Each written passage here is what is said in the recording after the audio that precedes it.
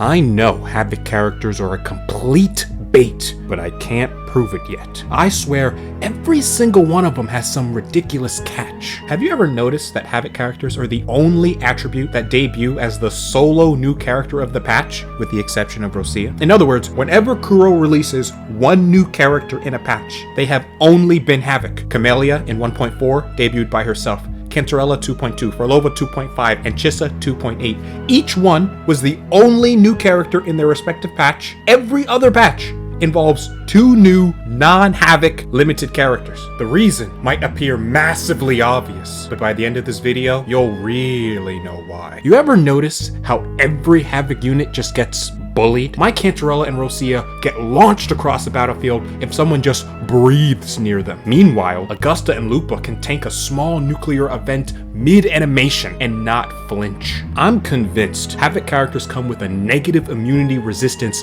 built into their code. I can't prove it, but my entire screen shaking every 5 seconds feels like evidence enough. And here's the scam. They fix it with sequence 1.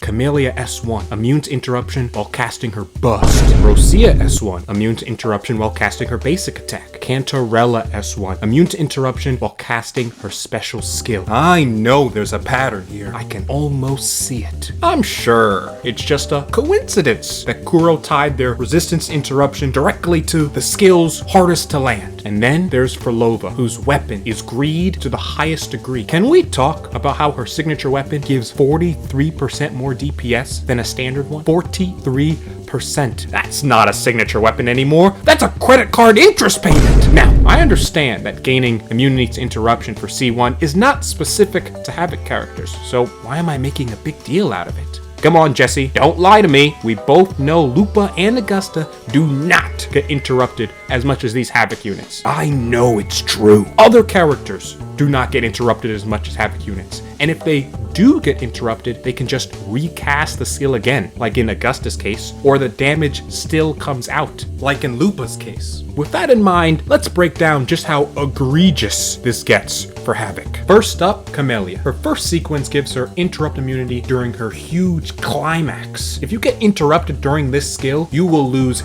half your damage. And don't even think about dodging while you're casting. That stops the animation, cancels the skill, and nulls the damage. 𝒏𝒐𝒔's first sequence gives interruption immunity on her special basic. You'd think 𝒏𝒐𝒔 would be more safe given how mobile she is. Unfortunately, she's not. Getting interrupted during your Mamma Mia isn't technically a big deal. It just feels bad, especially against bosses that swing like there's no tomorrow, even though you only have one air dodge. I'm looking at you, 𝒏𝒕𝒊𝒏𝒈. 𝒏𝒕𝒊𝒏𝒈's S1 gives interruption immunity during her massive enhanced skill. 𝒏𝒕𝒊𝒏𝒈 definitely feels like the worst Havoc character to play. Sometimes you get stuck underneath the enemy when trying to enter her Mirage mode. Her skill has a huge windup, and though you can mitigate this by swapping with enough concerto, more often than not, something gets messed up in the rotation, and you're off by a few concerto, and your outro isn't ready. It happens more often than you think. And 𝒏𝒐𝒔's first sequence. Oh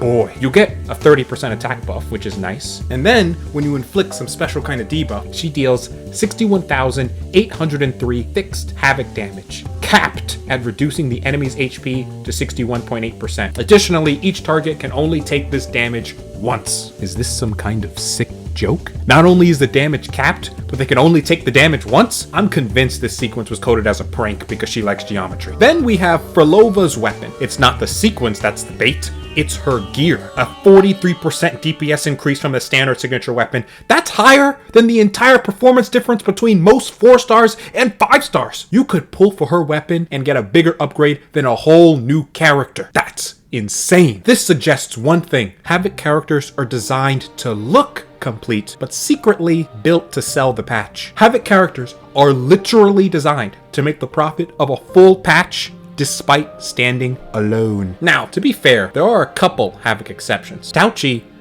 exists. Her entire design philosophy is boobs.